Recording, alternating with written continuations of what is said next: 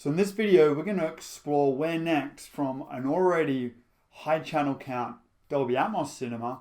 Where does it go to next? And what is the priority next step as well? Because people might upgrade based on a couple of speakers at a time. So let's look at this example. Here's a project that I've been working on for a little while now, and I've just stripped it back to the fundamental engineering of the speaker layout. Now this speaker layout we see here is sort of my favorite actually for a single row of seats. So we got the question in earlier on Instagram from Javin saying, where next from 7.1.4? Should I go for wide channels or should I look at Atmos mids? So let's have a little bit of a look at, first of all, why would we want to add even more speakers to this channel count? Well, with immersive object-based audio, we can actually get sound running through about 24 different speakers, what we call natively, that is unique speakers running at any given time to create not just sound around the room and overhead, but projecting sound and connecting sound so it appears to us to be mid-room, which is awesome. Now to do that, we need to be in a sweet spot and everything needs to come together very well to make this happen, though it does result in a more natural, realistic, immersive experience for the audience. So first of all, what is the 7.1.4 sound? Let's dissect that before we look at what the next step is. So of course, we went from 5.1 Dolby Digital, that is the front three speakers, and I've got the front three speakers highlighted here, what we call the LCRs, the left, the center, and the right. And these are positioned behind the screen in this installation. The extra two speakers to fill out the five were the surround left and right, and then the 0.1 is the subwoofer soundtrack, or the low frequency effects. What I would call a full Atmos soundtrack for home would be the 7.1.4. So let's demonstrate that. Those five remain. Now the extra back channels come in. This is the surround left here and the surround right over here. Now these are in the traditional base layer of audio. That is, studios will specifically mix sound to the back, and these aren't object-based audio, which is exclusive to the Dolby Atmos, the DTS-X, and the Auro 3D formats, and there is even IMAX Enhanced, which is actually piggybacking off the DTS-X technology, and they're doing object-based sound as well. So we've got multiple technologies that are going beyond what we call the base layer of sound, the base layer being the original five and the surround back, left and right. So these ones are all, which I'll highlight now in blue, are all what we call base layer, and it means that they are around the listening height. So head, say here, we've got fronts, we've got surrounds, we've got backs. So they're all down at this sort of head or ear level. Slightly higher because we don't want sound pushing through audience or other things. So above here is, never mind that, it's the projector in green, but the other speakers over here are the overhead speakers. Let's have a little look, plan view again at this. So we've got the 7 base layer, and now we've got front, left and right heights, and we've got, gonna de-highlight. Okay, here we go, front, left and right, back, left and right. So these are in the Atmos locations. We usually design our cinemas to the Dolby Atmos specification of speaker layout because over 90% of the content our clients will listen to at home is in Dolby Atmos format.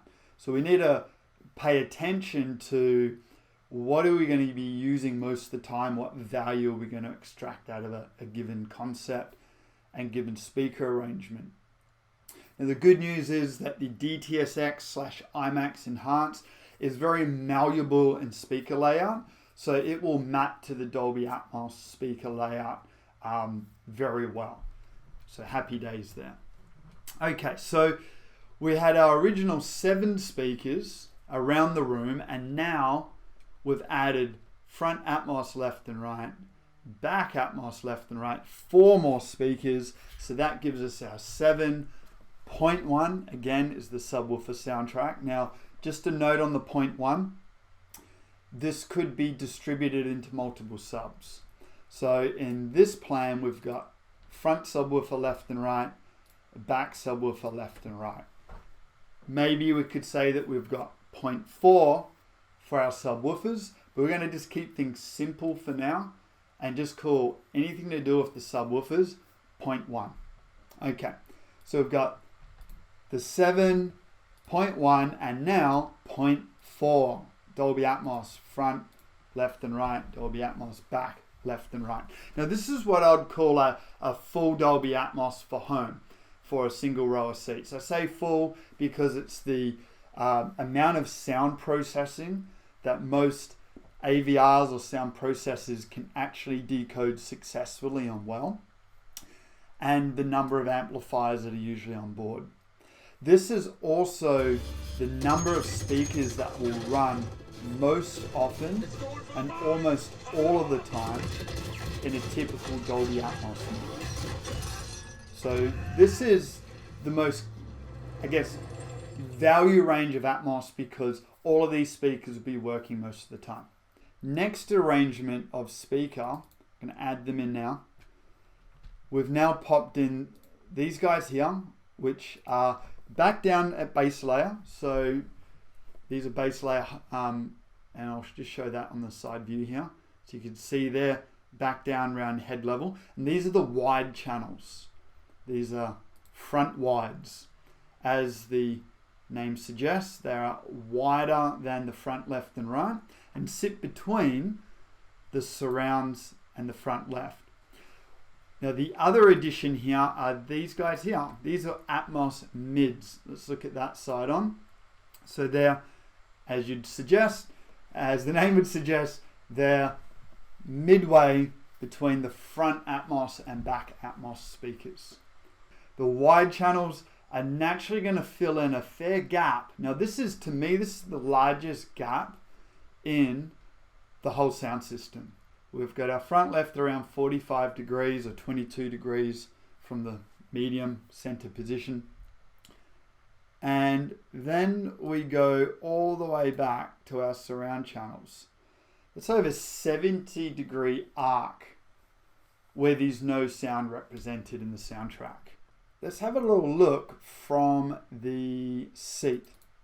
So we're going to go down into the middle of the seat here. And of course our LCRs are well presented. We've got direct clarity.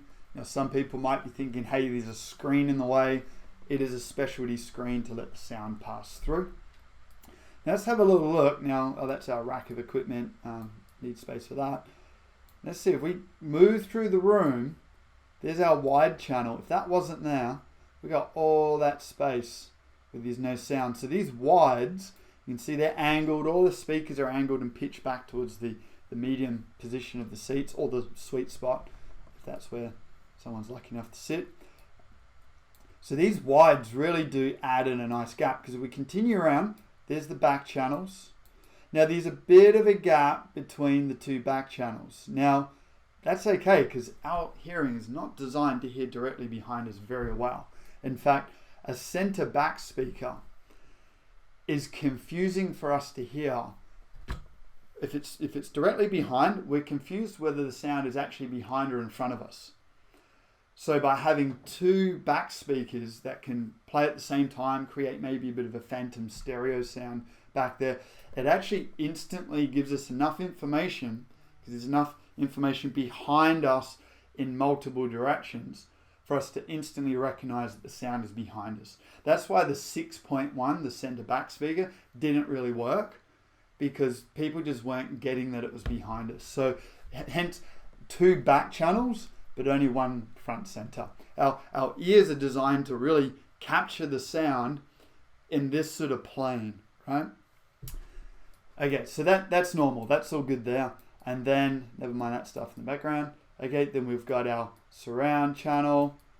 Now, if there's no mid, all the way back to here. So you can see how these mids are really adding that extra scope of sound. Now, let's look at the Atmos channel. So we've got front, left, and right Atmos angled right back at us. And as we go across, whoops. Okay, I'm just going to pin me. I've moved the seat around here. Okay, here we go. Now there's our Atmos back. Now admittedly this Atmos back is a little bit more forward than we'd prefer because there is a projector bulkhead and that's pushing them forward ever so slightly, but still in a good spot. So you've got front Atmos, back Atmos. The seat's right in the middle. Now, to me, these are pretty good bridge of sound. When these both fire to sort of imitate a center image here, you're going to get a reasonable effect. Now, don't get me wrong. Atmos mids are awesome because, again, it tells the mind and our system that there's something like right on top of us. And there's some really awesome Star Wars scenes which has a crushing sound of the spaceship overhead, which the Atmos mids certainly do add the extra effect. So absolutely, they're a fantastic speaker. Now, the question that we got is, what is better? What is better between running the 9.1.4? Now, 9.1.4 means that we're going to do away with our Atmos mids. It's going to be this configuration: LCRs, wides, surrounds, backs, Atmos front and back. So is this better than, we'll put those Atmos mids in and we're going to move the wides out now? Or is this configuration better? Well, to me, there's a really big gap here. And I personally feel that there's a bigger gap of sound down the sides of the room here than there is in the overhead arrangement. Plus, our hearing, once again, is much more sensitive to the sound in the front sort of 180 or so degrees of us. Much more sensitive. So I feel that you can also notice the effect of the wides more so than the Atmos mids because we're not as sensitive to the overhead sound. Now the other thing with running the wides, so I'm just going to take that away. Now of course this question's here because either the surround processor or the amplification available can only do one or the other, right? Okay, doing both of these is best. In fact, as I say, this is my favorite speaker configuration as you see it here. 9 point, well, let's call it 4 subs. So for simplicity, 9.1 subwoofer channels, 0.6 for one row of seating. This is awesome. I really don't believe that you'd feel like you're missing out on anything or much at all when it comes to immersive sound. Except, there's always another level, maybe the center height channel that the new iMax is going to introduce. Now yes, there's a Voice of God channel, which is a center overhead speaker, which would be about where the mouse is here. That's exclusive really to Auro 3D. I just don't come across much Auro 3D in the Ultra Blu-ray discs that I get into. Maybe there's more around in Europe, but I come across Auro 3D very, very seldom. Now, Sony has a big commitment, I think, of about 100, maybe 200, forget what it was. It was a big number of IMAX Enhanced masters or discs coming out, which means that the center height is going to play a really big role. Now, while I'm on this, let's go into it a little bit. I can't help myself. So let's have a look again at the front of the room from the seating position. Okay, so center height is actually going to have to come from somewhere up here to have enough separation to actually get some experience of height in the room. I'm just going to flip the room on its side here. Here we go. So if our center channel's coming from about 1/3 to 1/2 way up the screen, which is ideal, then the center height's actually going to want to come from about here. So it might not, It won't be behind the screen. There's not enough distance between here and here to really add enough angle of separation for us to feel that effect of height. So the center height is going to probably come from about here, angled back down this way, which is going to give us around 25 degrees of separation, which, yeah, exactly, that's what we're getting around here. Now, what size and type of speaker, different conversation, but this is about sort of speaker priorities. And, saying that 9.1.6 is my favorite layout, it is, and I think center height could be a really cool addition with IMAX Enhanced. Beyond that, really pretty tight. Now, of course, for more rows of seats, you'd like to add more rows of effects channels to ideally get the sound flowing for more rows of seats. So just for one row, this is awesome. So again, what is the priority? As I mentioned, the wides are in an area we're much more sensitive to. It's a bigger gap of the soundtrack or coming from the room. And also, the other thing is when you can have an object of sound, say in Ford versus Ferrari, they got the cars racing around. I'm going to also just recap that the Atmos mids and the wides don't actually run all the time. They're only going to run with object-based audio and only when the Dolby mix actually has it mapped to those channels. There's a lot of Atmos soundtracks that will only really run to 7.1.4. It's a real bummer. And we really want to see more and more content, and they are working on it. It is getting better. And of course, if you are listening to music or a Dolby HD soundtrack, your surround processor will upmix into all the speakers. You will get that as well. Which actually means that if you've only got, say, one sub, and you're looking at running Atmos mids and maybe wides, I'd say go more subwoofers as a priority over the effects channels. Once you've got the killer bass that you really want, and you got 7.1.4, then go adding more effects channels. That's worth mentioning. The race car, for example, zooming down the side of the room. Now, that is capable of running the extra wides.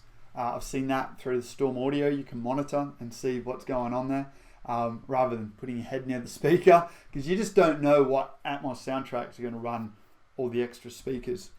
So the car, the race car goes zoom. It goes from across the room, wide right, center, left, wide left, surround left, back.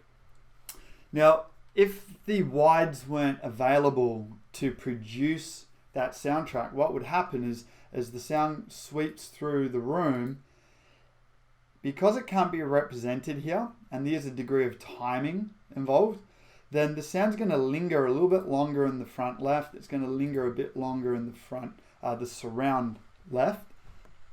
And we're not going to have that movement through the room. And because it lingers a little bit longer, it's going to localize a bit more, particularly for that closer seat. So it's really nice to have that sound distributed through more channels. It's great for the sweet spot. It's also great for those seats that maybe aren't in such a high quality position. So I think they're really the key aspects that I'd look at weighing up which is which. Now, what else do you need to consider with this? Well, if you've got a door exactly where you want a speaker, that might not be possible, or you'll be doing an interesting wall mount / door mount bracket system. It can be done. And of course, you've got to cable that, and the cable has to move with the door. So it's a little bit of a mission. For that reason, this room is actually, we've positioned this door specifically so it's out the way of the wide positions, and it actually covers a reflection point of the fast speaker. So we can put a good amount of acoustic control on the door, and the acoustic control will move with the door. It's not too heavy, and there's no cabling required. So that's a big one with front wides, the wide channels, is the real estate to put them. There might be a door or a window in the way. Atmos mids, usually not a drama with getting them up overhead. Probably the other thing to mention with a disadvantage, once again, to the Atmos mids is the fact that they're really quite narrowly focused on a few seats. And look, even in this room, the real Atmos object-based effect is going to happen in the middle two seats. Now, the outside seats are going to sound awesome, and they will hear the effects from around the room, which is awesome, but they aren't getting the true Atmos object-based effect of the room sound through the room. And look, this is true as well for stereo listening. If you had a pair of stereo speakers and you're sitting in the middle, you hear that perfect center image. Now, if you're off to the side of the stereo speakers, you're going to hear more of one channel than the other, and the center image collapses. This is exactly how the Atmos sound is working, by connecting the sound of various speakers, creating phantom images. So seats on the outside of the sweet spot aren't going to get the full Atmos effect. They will get to hear those speakers still, so they're still cool. But I would say that they're going to, again, the outside seats in this cinema will appreciate the Atmos mids less than they would appreciate the wide channels. And it also eliminates that hot spotting of sound, as they are the closest seat to the speaker. So to me, weighing up all of those factors, I feel that the wides are the stronger choice. In my own showroom, we've gone for 9.1 with 4 subs, 0.4 to get started. Our next step is the Atmos mids, so we're on that as well. And our next step after that is our center height, which we'll get excited about when we actually see some IMAX enhanced content come out. And yes, it might mean repurchasing some discs. So if IMAX enhanced come out with a remaster of a movie that I've already got in Ultra HD, I'm probably going to go for it. And I'm really excited to be able to say that it's the bee's knees. THX used to be around about ensuring quality control of content at home. In fact, I got something cool for you. I don't usually show people this, but this is indeed the THX mastered VHX collection of Star Wars. So a little bit vintage. I don't know if they play. I'd have to find, a nice VHS, get it nice and clean, and see if it plays back. But she's pretty lo-fi compared to what we have today. But there you go. THX were around to make sure that the transfer from the digital cinema, well, not digital cinema back end, but the commercial cinema package needs to be scaled into the home package. Now, today, we actually, there's some compression, there's some algorithms to get the HD soundtracks and the Ultra HD picture into a smaller container, but they're very, very good. So look, we don't have what we call now DCI, Digital Cinema Incentive quality at home, without having a true DCI player. And look, the projection systems compatible with them are in the 150K mark or 100K mark. So it's really is truly commercial pro stuff. But at home with Ultra HD, we got a lot of data, and it's coming out real good. My reference cinema here, the Odyssey Cinema, which is the 9.1.4 at the moment, with multiple subs, with the barcode Bragi projector that's very close to the full P3 color space.